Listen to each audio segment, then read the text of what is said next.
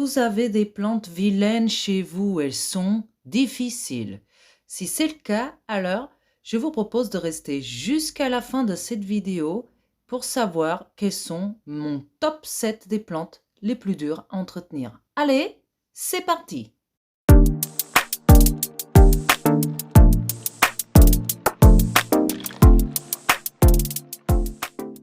Hola, soyez les bienvenus sur ma chaîne. Si vous ne me connaissez pas encore, je m'appelle Sandrina et si vous êtes nouvelle par ici, soyez les bienvenus aussi. Profitez pour vous inscrire sur ma chaîne, comme ça vous ne perdrez plus aucune nouvelle vidéo. Donc dans la vidéo d'aujourd'hui, je vais vous donner le top des 7 plantes que je considère les moins faciles à entretenir et ça ne veut pas dire qu'elles se soient difficiles parce que vous êtes débutant ou pas, parce que parfois, même pour des gens qui sont expérimentés, elles peuvent être un petit peu plus capricieuses. Donc, il faut aussi comprendre que le niveau de difficulté peut être dû pas seulement à votre manque d'expérience, mais aussi à la façon dans laquelle vous avez l'habitude d'arroser, à la température et dans l'endroit où vous vivez. Tout ça ensemble fait que cette plante est un peu plus compliquée que ce qu'elle devrait l'être. Voilà. Alors, les premières plantes que je peux vous signaler comme étant assez difficiles, ce sont les beautés des calathea. Alors, je ne sais pas vous, mais moi, je les trouve magnifiques. J'avais même fait une expérience, je vais vous laisser la vidéo en haut, où j'avais mis dans le même pot 3 plantes de la même espèce, mais différentes, vous voyez. Et regardez celle-là. Vous voyez? La feuille s'enroule en elle-même. Et pourquoi? Parce qu'elle a manqué d'eau. Et si je vous dis que c'était pas longtemps, ce n'était pas longtemps, mais suffisamment longtemps pour que ça y est, elle s'enroule. Il y a même de celle-là, une que j'ai perdue, elle est séchée et j'ai été obligée de la couper. Heureusement, il y a toujours une autre qui fait son apparition. Ici, pareil, en bas, vous ne verrez peut-être pas, mais il y a quelque chose qui se passe. Voilà, à ce niveau-là, il y a déjà quelque chose qui pousse. Donc, c'est bien, elle n'est pas morte. Mais juste pour vous dire que ces espèces de plantes sont considérées difficiles et capricieuses. Si elles manquent d'eau, elles s'enroulent, elles sèchent. Elles vont être dégarnies. Si elles ont trop d'eau, là, c'est la cacophonie. Vous allez perdre la plante complètement et en très peu de temps. Hein. C'était le cas de celle-là. Cette calathea, elle n'était pas comme ça. C'était une grosse plante, ok? Une grosse plante qui justement a passé par ces processus de manque excès d'eau. C'était pas. En fait, c'est une plante qui a besoin d'une rigidité d'entretien dans les arrosages. Ça veut dire que si vous faites un peu n'importe comment, n'importe quand, elle va se ressentir. Il faut que vous soyez très spécifique dans les arrosages. Si vous l'arrosez là, vous l'arroserez après, à ce moment-là. Et si vous manquez un peu de trop, elle va se mettre à se dégarnir, à sécher, à s'enrôler et ça va être très compliqué. Alors, une fois que vous l'arroserez, elle est déjà très fragilisée, peut-être que les racines étaient très sèches, vous allez l'arroser et elle va être surarrosée. C'était ce qui s'est passé avec celle-là. Elle avait quasiment plus de racines, elle avait pas du tout de feuilles, juste une petite micro-pousse. Je ne peux pas vous malheureusement montrer parce que j'ai perdu cette vidéo. Mais sachez que j'ai fait ce que j'appelle l'hôpital des plantes. Je les ai placées à l'époque dans un contenant essentiellement à base de sphène et c'est là qu'elle a commencé à prendre vie. Alors, bien évidemment, c'est temporaire. Je vais devoir la mettre dans un pot. OK? Ça ne sera pas simple, mais sachez que c'est une plante qui exige un très haut niveau d'humidité. OK? Et que le moindre écart de température ou un mauvais arrosage, un mauvais substrat, va tout de suite vous faire perdre la plante. C'est pour ça que je la considère difficile d'entretien et je ne la conseillerais certainement pas pour quelqu'un qui débute. Prochaine plante qui malheureusement, vous voyez ici en photo, je ne peux pas vous la montrer parce que la mienne, elle est partie aux anges. OK? C'était déjà ma 6e fougère de Boston. Alors, cette plante, il y a beaucoup de personnes qui arrivent à la garder, mais ils arrivent à la garder soit énorme, touffue, parce qu'elles ont un environnement propice avec un taux d'humidité pareil très élevé. En plus, elle est extrêmement sensible, ok? Extrêmement sensible niveau arrosage. Si vous l'arrosez par le haut, vous risquez de pourrir les rhizomes, ok? Ces choses que vous voyez dans l'image de près, ce sont les rhizomes, d'où sortent les feuilles, on va dire. C'est pour ça que c'est des plantes qu'on doit, ce genre de fougères, qui sont les fougères de Boston, les fougères comme ça à panachure. Vous devrez les arroser la plupart du temps par capillarité, par le bas, parce que si vous les arrosez trop souvent par le haut, elles risquent de perdre leur rhizome. Pareil, si vous oubliez un arrosage, madame va se mettre à sécher ses rhizomes et vous allez rester avec une plante comme ça, comme vous voyez dans l'image, complètement sèche et moche. C'était le cas de la mienne. Madame Cocotte, elle a besoin d'un substrat qui ne retienne pas trop, mais en même temps un petit peu, parce que Madame Cocotte, elle aime des endroits hyper humides, parce que Madame Cocotte, elle n'aime pas la pollution, les courants d'air. Donc, c'est une capricieuse à haut niveau. Et pour vous dire que je la place vraiment dans une place de superbe difficulté, en tout cas pour moi. Si ce n'est pas votre cas, bah dites-le moi, je serais ravie de comprendre. Prochaine plante, pas celle-là, mais pour vous montrer de la famille des bégonias, celle-ci c'est la tamaya, qui est effectivement très simple à entretenir. Donc si vous débutez et vous voulez une bégonia, je vous conseillerais sans doute celle-là. Il y en a là aussi d'autres comme Winx, celle qui a les boules, les feuilles plus larges, comme vous voyez dans l'image, je l'ai aussi, voilà, elles sont simples. Mais non, les bégonias, mes amis, sont pas simples, ok? Sont pas des plantes que je trouve les plus simples, non. Je les trouve surtout compliquées. Pareil, ce sont des plantes, pas le cas de celle-là, parce que vous voyez, c'est un tronc dur, si on veut, pour vous expliquer plus synthétiquement parlant. Mais les bégonias à rhizome, je pense à la bégonia rex, elles sont merveilleuses. Vous en avez, comme ici dans l'image, de plusieurs panachures, de plusieurs tailles, plus grosses, plus larges. Elles sont dures, mes amis. Ce sont des plantes qui sont très sensibles au moindre excès d'arrosage. C'est pareil, c'est des plantes que vous devriez, dans la plupart du temps, privilégier un arrosage par le bas, parce que si vous exagérez les arrosages par le haut, les rhizomes risquent de pourrir. Pareil, si vous passez un peu trop de temps sans les arroser, elles vont se mettre à sécher et vous allez avoir une bégonia complètement dégarnie et moche comme ici dans l'image. Donc, c'est une plante qui requiert pareil un substrat extrêmement bien drainé. La prochaine plante, c'est celle que vous voyez dans l'image, la Peperomia de la famille des Piperaceae. Donc, ce sont une vaste famille très grande. D'ailleurs, je peux vous parler d'une très connue Pilea peperemoide, qui est d'ailleurs une des plus faciles à entretenir, si vous voulez déjà savoir.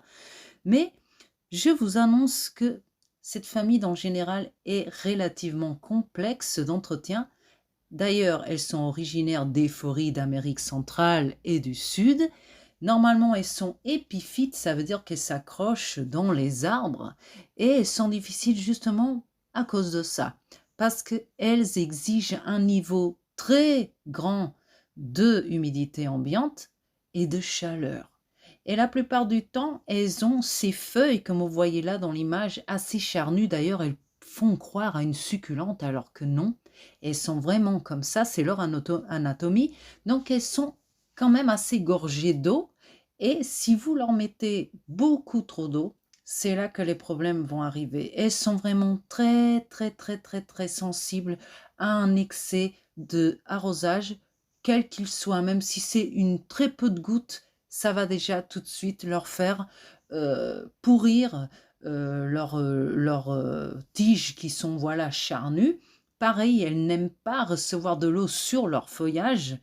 Et voilà, il leur faut souvent un arrosage par le pied, donc par le bas, par capillarité, parce qu'elles sont sensibles à cette humidité, mais en même temps, elles exigent un taux ambiante. Voilà, ce n'est pas forcément l'arrosage, mais un taux d'humidité ambiante super élevé. Et c'est ça la difficulté. Donc, c'est une plante que ça passe ou ça casse. Ça veut dire que soit vous allez réussir à la garder, elle se plaît chez vous. C'est un peu comme la plante qu'on a parlé avant, les Begonia rex, c'est un peu le même style, soit ça passe, soit ça casse, dans le sens où soit vous allez l'installer chez vous, elle va se plaire chez vous, soit vous allez avoir énormément de mal parce que elle est vraiment difficile. Il lui faut pareil un substrat ultra drainant, ok, qui ne retiennent pas énormément d'eau. Et c'est pareil, c'est une plante que voilà, il faut savoir mesurer, équilibrer les taux d'arrosage, la façon dans laquelle vous allez arroser, il faut que ce soit équilibré, ni trop, ni pas assez, c'est pas bien pour cette plante. Donc, je ne la conseille vraiment pas pour un débutant. Alors ici, je sens que je vais me prendre des tomates. Aïe, aïe, aïe. Vous allez vous dire, comment ça se fait? La Sansevieria est difficile. Eh oui, la Sansevieria peut être connue comme une plante extrêmement facile d'entretien et c'est justement cette facilité qui la rend en même temps très difficile. Mais attendez, je vous explique. Cette plante, elle est originaire d'Afrique du Sud. Et quand on parle d'Afrique du Sud, on parle de beaucoup de soleil. Alors généralement, cette plante, elle est placée dans un endroit où elle reçoit quand même de l'ombre, de végétation, de feuilles, de grosses arbres si on veut, mais elle aura quand même une grosse partie de la journée où elle recevra des rayons directs du soleil. Quand on va s'acheter cette plante ou qu'on nous l'offre, qu'est-ce qu'il y a dans l'étiquette? Alors elle est de mi-ombre. Et oui, elle est de mi-ombre, mais elle n'est pas d'ombre, mes amis. Ok? Donc la plupart des gens, vous allez vous dire, placez cette plante dans un endroit où il n'y a pas de soleil direct, comme le plein nord, et elle sera très bien. Mais ça, c'est faux, parce que c'est où la mienne était. Regardez les feuilles, elles étaient comme ça. Là, ce n'est pas le cas, mais elles étaient comme ça auparavant. Et pourquoi? Non, ce n'était pas un excès d'arrosage. Ce n'était pas un manque d'arrosage. C'était justement un manque extraordinaire de soleil direct. OK? Et oui, cette plante, pour avoir des feuilles charnues comme ça, elle a besoin de 4 à 5 heures par jour de soleil direct sur son feuillage. OK? Et c'est là la difficulté. Pourquoi? Parce qu'elle ne va pas vous le dire tout de suite qu'elle est en détresse.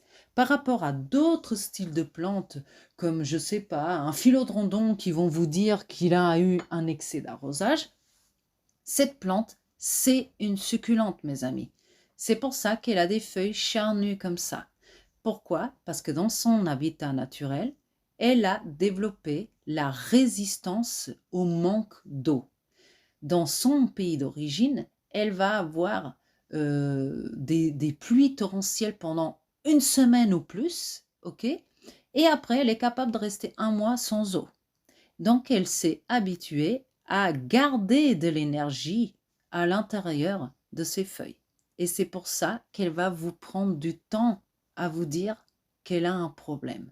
Et la mienne, elle a pris du temps à me dire, ne me place pas au plein nord, j'ai pas de soleil, j'ai besoin de quelques rayons de soleil. Et elle s'est mise à flétrir sa feuille, donc elle était toute tombante. D'ailleurs, elle n'est pas là, vous la voyez pas parce que je l'ai coupée, j'ai fait des boutures avec, ok? Mais sachez que cette plante, elle est difficile justement à cause de ça, parce qu'elle va prendre du temps à vous le dire.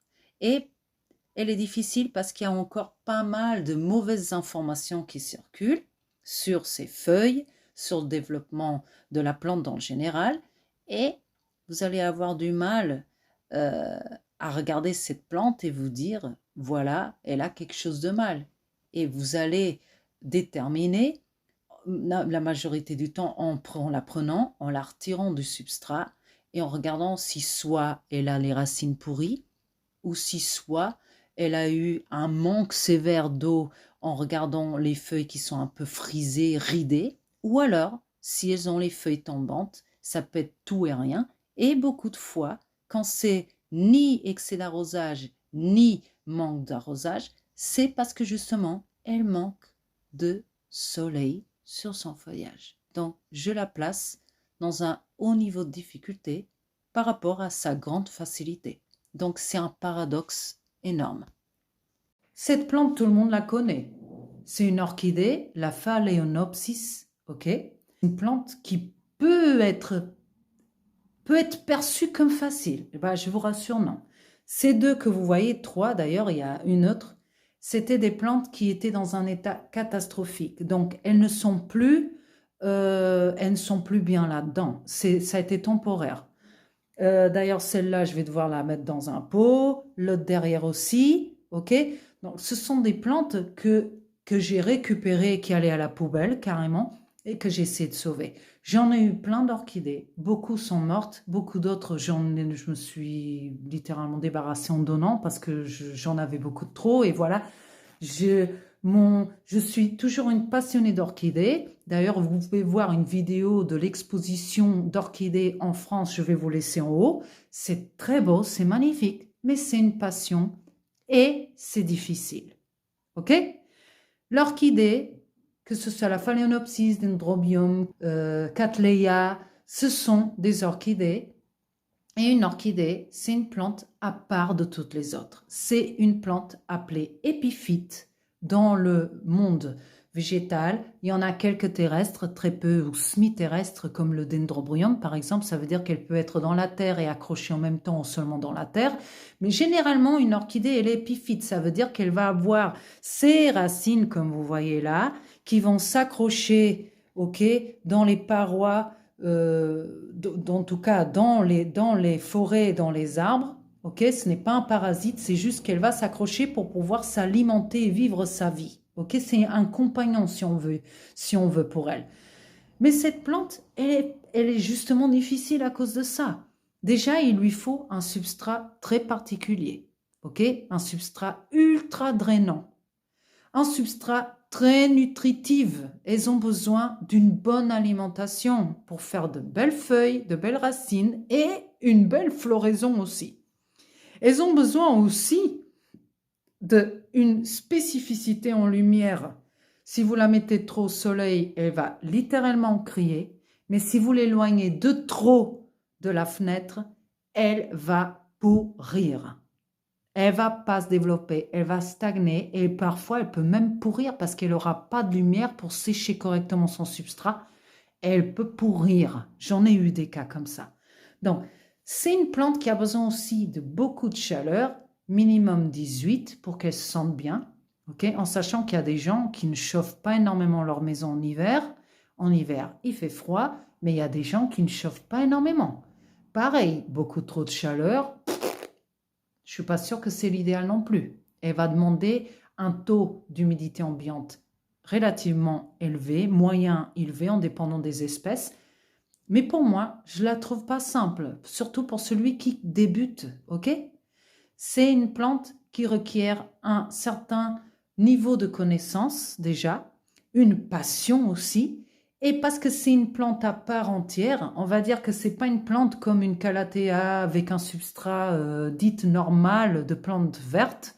C'est une plante qui a besoin d'un substrat très particulier, de bonne qualité, et quand on ne sait pas, on va lui mettre n'importe quoi, elle ne va pas résister.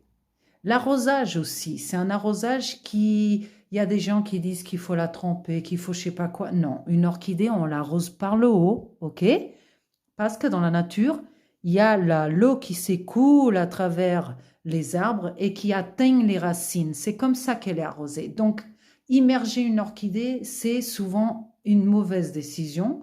Je le sais parce que je l'ai fait et ça m'a coûté les racines, le pourrissement, ok, prématuré. Donc, c'est pas une plante si simple que ça, donc je la mets dans une liste de plantes difficiles d'entretien. Je finis cette vidéo avec deux plantes, cactus succulentes, et je les place dans un niveau de difficulté. Ok, je ne vous donne pas de nom précis parce que la famille, elle est très vaste et vous pouvez trouver des cactus très simples, des succulentes très simples, comme vous pouvez tomber sur un cactus et une succulente qui sont extrêmement difficiles. Ok? Difficile parce que c'est pareil. Il leur faut un substrat ultra drainant. Ok? Celui que l'eau, elle passe à travers, elle passe et c'est fini, parce que c'est ce qui se passe dans la majorité de ces environnements arides, comme les déserts. Mais il faut savoir que tous les cactus et succulentes ne sont pas forcément originaires des déserts. Ok? Ils peuvent être de zones semi-arides. Il y a énormément d'espèces différentes. Et moi, je les place dans un niveau de difficulté élevé parce que, oui, j'entends souvent des gens me dire « Je ne comprends pas, mon cactus, il est pourri, trop d'arrosage. Mon cactus, il est sec et manque d'arrosage. » Parce que c'est un cactus et une succulente, il faut savoir exactement de quel milieu il provient. Il faut d'abord savoir son nom scientifique. Parce que des fois, on voit dans les jardineries, même eux, ils ne savent pas quel est son nom. Si vous ne savez pas quel est son nom, dans une famille, d'un cactus, vous pouvez avoir une longue espèce de cactus qui appartient à cette famille et vous allez peut-être tomber sur le cactus le plus difficile, qui requiert peut-être le moins de soleil. Il faut savoir qu'il y a des cactus qui ne tolèrent pas le plein soleil, qui vont brûler. Je vous ai donné le cas d'un cactus que j'avais qui a été littéralement brûlé parce que je l'ai complètement oublié dans un endroit qui, le soleil l'a tourné, Il faut savoir aussi choisir un bon substrat et un pot. On les voit souvent dans les pots en terre cuite parce que justement, ils ne retiennent pas beaucoup d'eau. C'est les pots idéaux pour les succulentes et pour les cactus. Donc, s'il y a tout un tas de connaissances à avoir, même moi, il y a des choses que je ne connais pas encore. Les cactus succulentes, voilà, c'est assez compliqué. Parfois, savoir les noms spécifiques. Il y a des espèces qui se ressemblent énormément, mais qui ne sont pas les mêmes. Voilà, ce sont des espèces de plantes que je ne placerai pas dans le top de facilité. C'est la fin de cette vidéo. Moi, j'espère qu'elle vous a été utile. Dites-moi dans les commentaires, s'il vous plaît, si vous êtes d'accord avec cette liste ou pas et pourquoi. Et partagez-la. Je vous dis à la prochaine vidéo et bye!